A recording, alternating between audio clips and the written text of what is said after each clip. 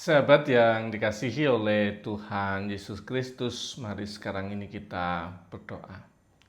Kami mempersiapkan diri mendengar kebenaran firman-Mu. Nyatakanlah kebenaran sabda-Mu kepada kami. Kami mohon dalam nama Bapa, Putra, dan Roh Kudus. Amin. Sabda Tuhan terambil dari Injil Yohanes 21 ayat yang ke-10. Kata Yesus kepada mereka, "Bawalah beberapa ikan yang baru kamu tangkap itu." Sahabat yang dikasihi oleh Tuhan Yesus Kristus, bacaan kita itu menceritakan bagaimana kondisi para murid setelah Tuhan Yesus mati dan dalam masa di mana Yesus menampakkan diri kepada mereka. Jadi sebenarnya Yesus sudah menampakkan diri kepada mereka, kepada Thomas, dan sudah cukup bukti sebenarnya. Dan bahkan ada bukti yang lain ketika peristiwa kebangkitan. Tetapi itu tidak membuat mereka cukup energi untuk menjalani kehidupan ini. Sehingga mereka masih bertanya-tanya sebenarnya harus ngapain. Karena nggak tahu ngapain ya sudah, mereka kembali pada kondisi perilaku sebelumnya.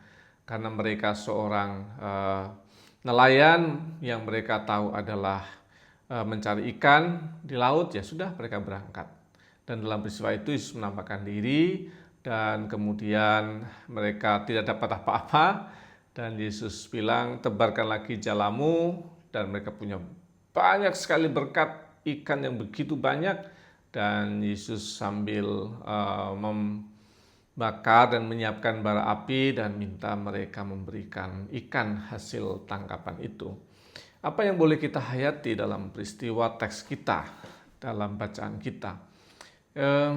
Yang pertama yang perlu kita sadari bahwa kalau kita ini nggak ngerti, nggak bisa menghayati dan merasakan tentang kuasa dan hadirat Tuhan, maka kita akan melakukan apa yang biasa dikerjakan orang tua saya, apa yang bisa dikerjakan oleh lingkungan saya, apa yang saya bisa yang saya kerjakan. Kita lupa bahwa ada Tuhan yang berkuasa untuk kehidupan kita. Dan nyatanya apa yang dikerjakan bagi mereka, nelayan itu nggak ada hasilnya sama sekali. Tetapi ketika usaha manusiawi itu disertai dengan kemurahan, berkat, dan pertolongan Tuhan, mereka mendapatkan hasil yang begitu banyak. Maka ini penting. Belajarlah untuk menghayati seluruh usaha manusiawi kita harus disertai dengan doa, disertai dengan kesungguhan hati, percaya di dalam Kristus. Tuhanlah yang memberkati. Maka setiap hari sebelum kita buka usaha kita, setiap hari sebelum kita memulai pekerjaan kita untuk menyelesaikan banyak hal dalam hidup kita, maka datang dengan sungguh-sungguh, datang sama Tuhan dan doa sama Tuhan. Tuhan yang akan bersama dengan kita menyertai pekerjaan kita dan menghasilkan yang luar biasa untuk kita. Yang kemudian kedua, dari bacaan kita menunjukkan bahwa hasil dari pekerjaan yang melimpah itu diambil sebagian untuk Tuhan. Diminta supaya ada di meja perjamuan makan bersama.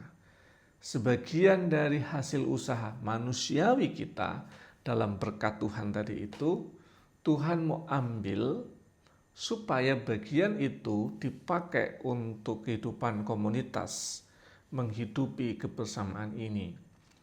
Kalau kita itu bisa mengerjakannya dalam dua hal tadi, usaha kita ditopang oleh doa, pasrahkan berkat Tuhan, hasilnya sebagian dipakai untuk membangun komunitas kebersamaan di dalam Kristus, maka kita akan ketemu dengan kebangkitan Kristus. Maka kita akan berjumpa akan Allah yang hidup dengan begitu nyata dalam kehidupan kita. Semoga kita boleh menghayati dua hal ini untuk merasakan Kristus yang hidup dan berkuasa dalam kehidupan ini. Tuhan Yesus memberkati. Amin. Mari kita berdoa. Bapa kami yang di surga, dikuduskanlah namamu, datanglah kerajaanmu, jadilah kehendakmu di bumi seperti di surga. Berikanlah kami pada hari ini makanan kami yang secukupnya, dan ampunilah kami akan kesalahan kami, seperti kami juga mengampuni orang yang bersalah pada kami. Dan janganlah membawa kami dalam pencobaan, tapi lepaskanlah kami daripada yang jahat. Karena Engkaulah yang mempunyai kerajaan dan kuasa dan kemuliaan sampai selama-lamanya. Amin. Tuhan yang empunya cinta kasih, terus menopang dan senantiasa menolong setiap sahabat. Dalam nama Bapa, Putra, dan Roh Kudus. Amin.